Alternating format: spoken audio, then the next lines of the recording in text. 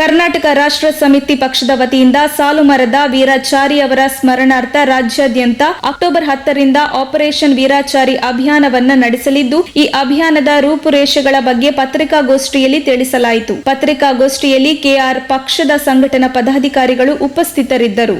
ಇವತ್ತು ಪತ್ರಿಕಾಗೋಷ್ಠಿಯನ್ನು ಕರೆದಿರ್ತಕ್ಕಂಥ ಉದ್ದೇಶ ಸಾಲುಮರದ ವೀರಾಚಾರಿ ಅವರ ಸ್ಮರಣಾರ್ಥ ಕೆಆರ್ಎಸ್ ಪಕ್ಷದ ವತಿಯಿಂದ ಅಕ್ಟೋಬರ್ 10ರಿಂದ ರಾಜ್ಯವ್ಯಾಪಿ ಏನೊಂದು ಅಭಿಯಾನ ಆಪರೇಷನ್ ವೀರಾಚಾರಿ ಅಂತಕ್ಕಂಥ ಒಂದು ಹೆಸರಿನಲ್ಲಿ ಕಾರ್ಯಾಚರಣೆ ಪ್ರಾರಂಭವಾಗ್ತಾ ಇದೆ. ಆ ವಿಚಾರವಾಗಿ ನಾವು ಇವತ್ತು ಪತ್ರಿಕಾಗೋಷ್ಠಿಯನ್ನ ಕರೆದಿದ್ದೀವಿ. ನಿಮ್ಮೆಲ್ಲರಿಗೂ ಈಗಾಗಲೇ ಆ ವೀರಾಚಾರ್ಯವರು, ದಾವಣಗೆರೆ ಭಾಗದ ವೀರಾಚಾರ್ಯವರು ಬಹಳ ಚಿರಪರಿಚಿತರು. ದಾವಣಗೆರೆ ಭಾಗದಲ್ಲಿ ಸುಮಾರು ಸಾವಿರಾರು ಗಿಡಗಳನ್ನು ಅವರು ನೆಟ್ಟು ದಾವಣಗೆರೆ ಭಾಗದಲ್ಲಿ ಸಾಲುಮರದ ವೀರಾಚಾರಿ ಅಂತಾನೆ ಹೆಸರು ಗಳಿಸಿರ್ತಕ್ಕಂಥವ್ರು.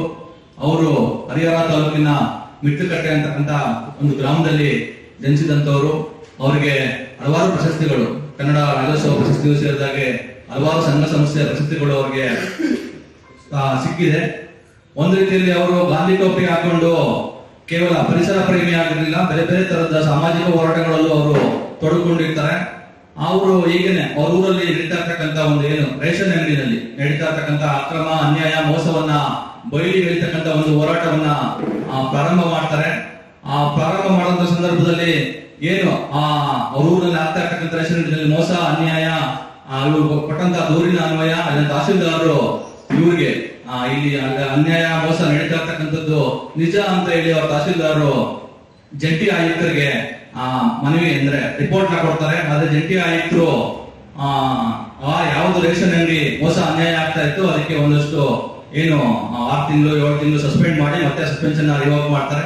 ಇದರಿಂದ ಮನನೊಂದಂತಹ ವೀರಾಚಾರಿ ಅವರು ಹಲವಾರು ಸಂದರ್ಭಗಳಲ್ಲಿ ಡಿಸಿಯೂ ಸೇರಿದಂಗೆ ಆಹಾರ ನಾಗರಿಕ ಇಲಾಖೆ ಹಲವಾರು ಅಧಿಕಾರಿಗಳ ಹತ್ರ ಹೋಗಿ ಈ ರೀತಿಯಾಗಿ ಆಗ್ತಕ್ಕಂಥ ಅನ್ಯಾಯವನ್ನ, ಮೋಸವನ್ನ ಸರಿಪಡಿಸಬೇಕು ಅಂತ ಹೇಳಿ ಹೋರಾಟ ಮಾಡ್ತಾ ಇರ್ತಕ್ಕಂಥ ಸಂದರ್ಭದಲ್ಲಿ ಅವರಿಗೆ ನ್ಯಾಯ ಸಿಗದೆ ಮನನೊಂದು ಅವರು ಆತ್ಮಹತ್ಯೆಯನ್ನ ಮಾಡ್ಕೊಳ್ತಾರೆ. ಇತ್ತೀಚೆಗಷ್ಟೇ ಅವರು ನಮ್ಮ ಪಕ್ಷದ ಸದಸ್ಯರು ಕೂಡ ಆಗಿ ಹಲವಾರು ಸಂದರ್ಭಗಳಲ್ಲಿ ಹಲವಾರು ಕಾರ್ಯಕ್ರಮಗಳಲ್ಲಿ ನಮ್ಮ ಪಕ್ಷದ ಕಾರ್ಯಕ್ರಮಗಳಲ್ಲಿ ಭಾಗವಹಿಸಿದ್ರು. ನಿಮ್ಮೆಲ್ಲರಿಗೂ ತಿಳಿದಿರುವ ಹಾಗೆ ಇವತ್ತು ಏನು ಅನ್ನಭಾಗ್ಯ ಅಂತಕ್ಕಂಥ ಒಂದು ಸರ್ಕಾರಿ ಯೋಜನೆ ಇದೆ. ಬಡವರಿಗೆ ಇವತ್ತು ಅಕ್ಕಿಯನ್ನು ವಿತರಿಸಲಾಗ್ತಾ ಇದೆ. ಅಲ್ಲಿ ನಿರಂತರವಾಗಿ ಮೋಸಗಳು ನಡೀತಾ ಇದೆ. ಬಹುಶಃ ಇದು ಕೋಟ್ಯಾಂತರ ರೂಪಾಯಿಗಳ, ಒಂದು ತಿಂಗಳಿಗೆ ಕೋಟ್ಯಾಂತರ ರೂಪಾಯಿಗಳ ಮೋಸ, ಅಕ್ರಮ ಇವತ್ತು ನಡೀತಾ ಇದೆ. ಆ ನಿಟ್ಟಲ್ಲಿ ಕರ್ನಾಟಕ ರಾಷ್ಟ್ರ ಸಮಿತಿ ಪಕ್ಷ ಹಾಗೆ ಲಂಚಮುಕ್ತ ಕರ್ನಾಟಕ ನಿರ್ಮಾಣ ವೇದಿಕೆ ಇವತ್ತು ರಾಜ್ಯಾದ್ಯಂತ ಈ ಅನ್ನಭಾಗ್ಯ ಸ್ಕೀಮ್ ನಲ್ಲಿ ನಡೀತಾ ಇರ್ತಕ್ಕಂಥ ಮೋಸವನ್ನ ಬಯಲಿಗೆಳಿತಕ್ಕಂಥ ಕೆಲಸವನ್ನ ನಿರಂತರವಾಗಿ ಮಾಡಿಕೊಂಡು ಬಂದಿದೆ. ಆ ಕಾರಣಕ್ಕಾಗಿ ಕರ್ನಾಟಕ ರಾಷ್ಟ್ರ ಸಮಿತಿ ಪಕ್ಷ ಹಾಗೂ ಲಂಚಮುಕ್ತ ಕರ್ನಾಟಕ ನಿರ್ಮಾಣ ವೇದಿಕೆಯ ಕಾರಣಕ್ಕಾಗಿ ಇವತ್ತು ರಾಜ್ಯಾದ್ಯಂತ ಹಲವಾರು ಮೋಸ ಮಾಡ್ತಕ್ಕಂಥ ಹಲವಾರು ಅಂಗಡಿಗಳು ಸಸ್ಪೆಂಡ್ ಆಗಿದ್ದಾವೆ. ನೂರಾರು ಜನರಿಗೆ, ಸಾವಿರಾರು ಜನರಿಗೆ, ಒಂದು ಲಕ್ಷಾಂತರ ಜನರಿಗೆ ಒಂದಷ್ಟು ಏನು ಅನ್ನಭಾಗ್ಯದಲ್ಲಿ ಆಗ್ತಕ್ಕಂಥ ಮೋಸ ನಿಂತಿದೆ. ಹಲವಾರು ಅಧಿಕಾರಿಗಳು ಕರ್ತವ್ಯ ಲೋಪದ ಮೇಲೆ ಸಸ್ಪೆಂಡ್ ಆಗಿದ್ದಾರೆ. ಇಷ್ಟೆಲ್ಲ ಕಾರ್ಯಗಳನ್ನು ನಿರಂತರವಾಗಿ ಲಂಚಮುಕ್ತ ಕರ್ನಾಟಕ ನಿರ್ಮಾಣ ವೇದಿಕೆ ಹಾಗೂ ಕರ್ನಾಟಕ ರಾಷ್ಟ್ರ ಸಮಿತಿ ಪಕ್ಷ ಮಾಡಿಕೊಂಡು ಬಂದಿದೆ.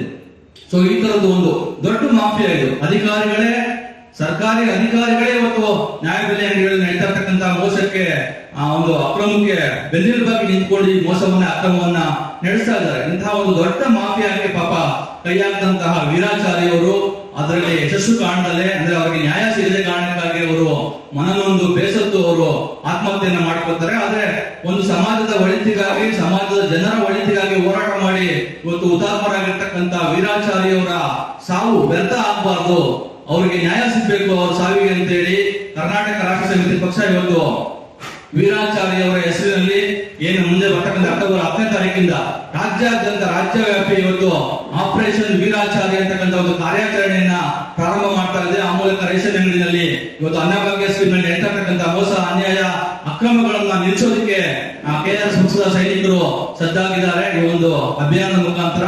ಸೊ ಹಾಗಾಗಿ ಆ ಅಭಿಯಾನದ ಒಂದು ವಿವರಗಳನ್ನ ನಿಮಗೆ ತಿಳಿಸಬೇಕು ಮಾಧ್ಯಮ ಮಿತ್ರರಿಗೆ, ಆ ಮುಖಾಂತರ ವಿಚಾರವನ್ನ ರಾಜ್ಯದ ಜನರಿಗೆ ತಿಳಿಸಬೇಕು ಅಂತ ಹೇಳಿ ನಾವು ಇವತ್ತು ಪತ್ರಿಕಾಗೋಷ್ಠಿಯನ್ನ ಕರೆದಿದ್ದೀವಿ.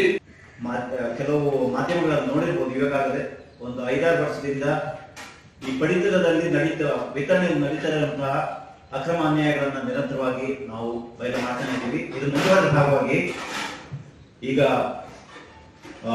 ಆಪರೇಷನ್ ವೀರಾಚಾರಿ ಈ ಕಾರ್ಯಕ್ರಮ ಯಾಕೆ ಇಟ್ಕೊಂಡಿದೀವಿ ಅಂದ್ರೆ, ಅವರು ಸಾವು ಆತ್ಮಹತ್ಯೆ ಮಾಡ್ಕೊಂಡಿದ್ದಾರೆ. ಅದಕ್ಕೊಂದು ಅವರು ಅನ್ಯಾಯಗಳ ವಿರುದ್ಧ ಹೋರಾಡಿ ಅವರಿಗೆ ನ್ಯಾಯ ಸಿಗದೆ ಒಂಥರ ಮನನೊಂದು ಅವರು ಆತ್ಮಹತ್ಯೆ ಮಾಡ್ಕೊಂಡಿದ್ದಾರೆ. ಆದ್ರೆ ಅವರ ಆತ್ಮಕ್ಕೆ ನಾವು ಎಲ್ಲರೂ ಸೇರಿ ಒಂದು ಶಾಂತಿನ ತರಬೇಕಾದ್ರೆ ಅವ್ರಿಗೆ ಆತ್ಮಕ್ಕೆ ನಾವೆಲ್ಲ ಸೇರಿ ಒಂದು ಇದಕ್ಕೆ ನ್ಯಾಯ ತೋರಿಸಬೇಕಾಗಿದೆ.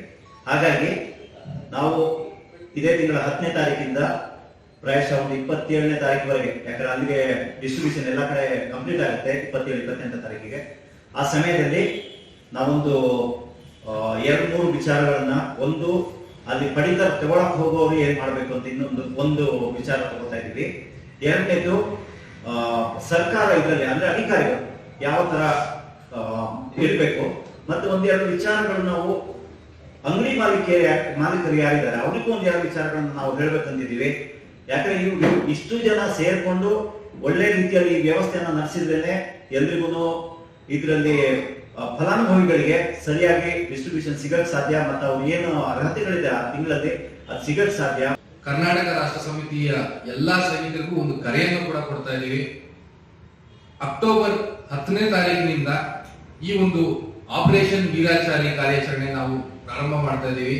ಇದರಲ್ಲಿ ಮುಖ್ಯವಾಗಿ ಏನು PDS ಸೆಂಟರ್ ಅಂತ ಹೇಳಿದ್ರೆ ರೇಷನ್ ಡಿಪೋಗಳಲ್ಲಿ ಆಗ್ತಾ ಇರತಕ್ಕಂತ ಅಕ್ರಮಗಳೇನಿದ್ದಾವೆ, ಸೊ ಅದರ ವಿರುದ್ಧ ನಾವು ಒಂದು ಹೋರಾಟನ ಸ್ಟಾರ್ಟ್ ಮಾಡ್ತಾ ಇದ್ದೀವಿ. ಯಾವ ರೀತಿ ಹೋರಾಟ ಅಂತ ಹೇಳಿದ್ರೆ, ಮೊದಲನೇದಾಗಿ ನಾವು ಎಲ್ಲಾ ಕಡೆ ನೋಡಿರುವಂತದ್ದು ತಿಂಗಳಿಗೆ 30 ದಿವಸದಲ್ಲಿ ಒಂದು ವಾರದಲ್ಲಿ 1 ದಿವಸ ಬಿಟ್ಟರೆ ಮಿಕ್ಕಿದ ಎಲ್ಲಾ ದಿವಸ ರೇಷನ್ ಡಿಪೋಗಳು ಓಪನ್ ಆಗಿರಬೇಕು. ಎಲ್ಲೂ ಕೂಡ ಇದು ನಡೀತಿಲ್ಲ. ಒಂದು ತಿಂಗಳಿಗೆ 4ರಿಂದ 5 ದಿವಸ ಮಾತ್ರ ರೇಷನ್ ಡಿಪೋಗಳು ಓಪನ್ ಆಗಿರ್ತವೆ. ಅಂದ್ರೆ ಇವರೇ ಫಿಕ್ಸ್ ಮಾಡ್ಕೊಂಡ್ಬಿಟ್ಟು ಇಂಥ ದಿವಸ ಬನ್ನಿ ಅಂತ ಹೇಳ್ಬಿಟ್ಟು ಜನರಿಗೆ ಕರೆಸಿ ರೇಷನ್ ಹಂಚುವಂತ ಕೆಲಸನ ಮಾಡ್ತಾರೆ. ಇದು ತಪ್ಪಿದೆ. ಒಂದು ವಾರದಲ್ಲಿ 1 ದಿವಸ ಬಿಟ್ಟು ಮಿಕ್ಕಿದ ಎಲ್ಲಾ ದಿವಸ ರೇಷನ್ ಡಿಪೋಗಳು ಓಪನ್ ಇರಬೇಕು.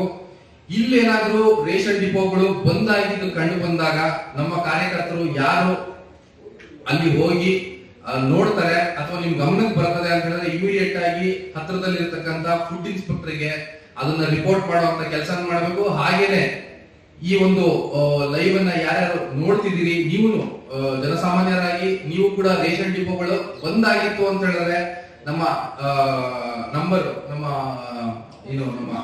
ಹೆಲ್ಪ್ಲೈನ್ ನಂಬರ್ ನಾವು ಹಾಕ್ತಿವಿ ಮುಂದೆ ಇದೇ ವಿಡಿಯೋದಲ್ಲಿ. ಸೊ ಆ ಹೆಲ್ಪ್ಲೈನ್ ನಂಬರ್ಗೆ ಕರೆ ಮಾಡಿ ಹೇಳಿದಾಗ ನಾವು ಆ ಯಾವ ರೇಷನ್ ಡಿಪೋಗಳಿರ್ತವೆ ಅದ್ರ ಮೇಲೆ ಕಂಪ್ಲೇಂಟ್ ಮಾಡುವಂತ ಕೆಲಸನ ಮಾಡ್ತೀವಿ. ಅದ್ರ ಜೊತೆಗೆ ಎಲ್ಲೆಲ್ಲಿ ರೇಷನ್ ಡಿಪೋಗಳಲ್ಲಿ ಹೆಚ್ಚಿಗೆ ಅಂದ್ರೆ ಅಕಸ್ಮಾತ್ ಒಂದು ಇನ್ಸ್ಪೆಕ್ಷನ್ ಮಾಡಿದಾಗ ಎಲ್ಲೋ ಒಂದ್ ಕಡೆ ಅಕ್ರಮ ನಡೀತಾ ಕಂಡು ಬಂದಾಗ, ಸ್ಟಾಕ್ ವೆರಿಫಿಕೇಶನ್ ನಡೆಸಿದಾಗ ಹೆಚ್ಚಿಗೆ ಏನಾದ್ರು ಸ್ಟಾಕ್ಗಳು ಕಂಡು ಬಂದಲ್ಲಿ ಅದನ್ನ ಜನರಿಗೆ ಹೋಗ್ಬೇಕಾಗಿರುವಂತ ರಾಷನ್ ಅನ್ನ ಕಡಿಮೆ ಪ್ರಮಾಣದಲ್ಲಿ ವಿತರಣೆ ಮಾಡಿ ಸರ್ಕಾರಕ್ಕೆ, ಇಲಾಖೆಗೆ ಮತ್ತೆ ಜನರಿಗೆ ವಂಚನೆ ಮಾಡಿ, ಜೊತೆಗೆ ನಂಬಿಕೆ ದ್ರೋಹ ಬರ್ತದೆ. ಅದು ನಂಬಿಕೆ ದ್ರೋಹ ಮಾಡಿದಂತ ಸಂದರ್ಭದಲ್ಲಿ ಸ್ಥಳೀಯ ಯಾರು ಫುಡ್ ಇನ್ಸ್ಪೆಕ್ಟರ್ ಇರ್ತಾರೆ ಅವರು ಆ ಒಂದು ಪಡಿತರ ಅಂಗಡಿ ಮಾಲೀಕರ ಮೇಲೆ IPC 409, 420 ಹಾಗೇನೆ ಎಸೆನ್ಷಿಯಲ್ ಕಮಾಡಿಟಿ ಆಕ್ಟ್ ಅಡಿಯಲ್ಲಿ ಕಂಪ್ಲೇಂಟ್ ಅನ್ನ ಕೊಡಬೇಕಾಗ್ತದೆ. ಏನ್ ಮೋಸಗಳಾಗ್ತಾ ಇದ್ರು ಅದನ್ನ ಸಾರ್ವಜನಿಕರಿಗೆ ಆಗಾಗ ನಮ್ಮ ಪಕ್ಷದ ಕಾರ್ಯಕರ್ತರುಗಳು ಆ ಸಂದರ್ಭದಲ್ಲಿ ಉಪಸ್ಥಿತಿ ಇದ್ದು ಅಲ್ಲಿರೋ ಅಕ್ರಮಗಳನ್ನ, ಆಮೇಲೆ ಸಾರ್ವಜನಿಕರಿಗೆ ಅವರದೇ ಆದ ತಿಳುವಳಿಕೆ, ನಿಮಗೆ ಏನು ತಿಳುವಳಿಕೆ ಇರಬೇಕಾಗಿತ್ತು ಅನ್ನೋದನ್ನ ನಾವು ಅಲ್ಲಿ ಹೇಳ್ತಾ ಬಂದಿದ್ವಿ. ಮುಖ್ಯವಾಗಿ ನಮ್ಮ ಜೀವನೋದಯದಲ್ಲಿ ಬಹಳಷ್ಟು ಮಾರಾಟವರು ಅಗ್ರೆಸಿವ್ ಆಗಿ ಅಲ್ಲಿ ನಿಂತ್ಕೊಂಡು ಅಷ್ಟು ಹಲವಾರು ಪ್ರಕರಣಗಳು ಮಾಡಿದ್ರು. ಆ ಸಂದರ್ಭದಲ್ಲಿ ಕೆಲವೊಂದು ಮಾಹಿತಿ ಸಾರ್ವಜನಿಕರಿಗೆ ಮುಖ್ಯವಾಗಿರ್ಬೇಕಾದ ತಿಳ್ಕೊಳ್ಬೇಕಾದಂತ ಮಾಹಿತಿಗಳನ್ನ ಸರ್ಕಾರದ ವತಿಯಿಂದ, ಆಹಾರ ಮತ್ತು ನಾಗರಿಕ ಸರಬರಾಜು ಇಲಾಖೆಯಿಂದ ಅವರು ಸಾರ್ವಜನಿಕರಿಗೆ ಮಾಹಿತಿ ಪತ್ರಗಳನ್ನ ಹಾಕ್ಬೇಕು ಕಡ್ಡಾಯವಾಗಿ ಅನ್ನುವಂಥದ್ದು ಅವರು ಅನೌನ್ಸ್ ಮಾಡಿದ್ದಾರೆ. ಅದು ಏನು ಅನ್ನೋದನ್ನ ನಮ್ಮ ಪಕ್ಷದ ವತಿಯಿಂದ ಈ ಪುಟ ನಂಬರ್ 3ರಲ್ಲಿ ಸುಮಾರು 8 ಅಂಶದ ಇದನ್ನ ಕ್ರಮಗಳನ್ನ ನಾವು ನಮೂದಿಸಿ